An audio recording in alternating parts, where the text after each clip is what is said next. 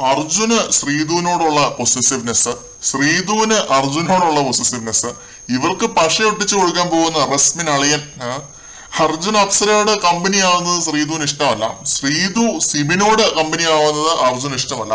ഇന്നലത്തെ എപ്പിസോഡിൽ അവസാനം കാണിക്കുന്ന ഒരു സംഭവമുണ്ട്, നിങ്ങളുടെ പലരും അത് കണ്ടു കാണും. നമുക്കത് ലൈവില് മിസ്സായിട്ടുണ്ടായിരുന്നു. സിബിനും ശ്രീധുവും ഗാർഡൻ ഏരിയയിൽ ഇരുന്ന് ഇങ്ങനെ മിണ്ടിക്കൊണ്ടിരിക്കുകയാണ് ആ ഒരു ബീം ബാഗിൽ ഇരുന്ന്. അപ്പൊ ആ യെല്ലോ കോർണറിന്റെ അവിടുന്ന് അർജുൻ ഇങ്ങനെ ഒറ്റപ്പെട്ട് വിഷമിച്ച് കിടക്കുകയാണ്. റസ്മിൻ അവിടുന്ന് നടന്നു എന്ന് നമ്മുടെ ശ്രീധുവിനെ വിളിച്ചുകൊണ്ട് പോകുന്നു. എന്നിട്ട് പറയുന്നു അർജുൻ ഹേർട്ടാണ് എന്ന്, അർജുൻ ഹേർട്ടായി എന്നെന്തോ പറ്റി പറയുന്നു. സിബിന്റെ കൂടി ഇരിക്കുന്നത് അർജുൻ ഹേർട്ടാണ് എന്നാണ് റസ്മിൻ പറയാതെ പറഞ്ഞത്.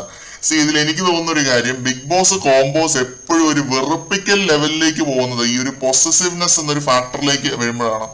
എന്തിനു പൊസസീവ്നെസ്? ഓരോരുത്തർക്കും അവരുടേതായ ഇഷ്ടാനിഷ്ടങ്ങളുണ്ട്. അവരാരോടാണെന്ന് വെച്ചാൽ മിണ്ടട്ടെ എന്ന്. എന്തിനാണ് ഇങ്ങനെ അതിൽ ഈഗോ ഹേർട്ട് ആവുന്നത്? ബിഗ് ബോസ് ഒരു ചെറിയ ലോകമാണ്, സമ്മതിച്ചു. ഇന്ന് കാണുന്നവരെയാണ് നാളെയും കാണേണ്ടത്. പക്ഷെ ഒരു മര്യാദയൊക്കെ വേണ്ടടേ. പൊസസീവ്നെസ് ഇല്ലാത്ത ടോക്സിക് ലെവലിലോട്ട് പോകുന്ന ഏതൊരു കോമ്പോനെയും ഞാൻ സപ്പോർട്ട് ചെയ്യും. പക്ഷെ അങ്ങനെ ഒരെണ്ണം ഇതുവരെ ബിഗ് ബോസ് മലയാളത്തിൽ ഞാൻ കണ്ടിട്ടില്ല എന്നതാണ് സത്യം.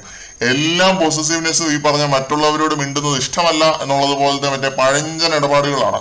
എനിക്കത് ഒട്ടും പിടിക്കുന്നില്ല. വന്ന് കോംബോകളെ കണ്ണെടുത്താ കാണാത്ത അവസ്ഥയായി ഈ ജബ്രിയും പിന്നെ അർജുൻ ശ്രീധുവും ഒക്കെ കാരണം. എന്തായാലും ഇത് ഇന്നലെ കണ്ടപ്പം എനിക്ക് വല്ലാത്തൊരു വെറുപ്പിക്കൽ ഫീൽ ചെയ്തു. അതുകൊണ്ടാണ് ഇങ്ങനെ ഒരു വീഡിയോ ചെയ്യുന്നത്.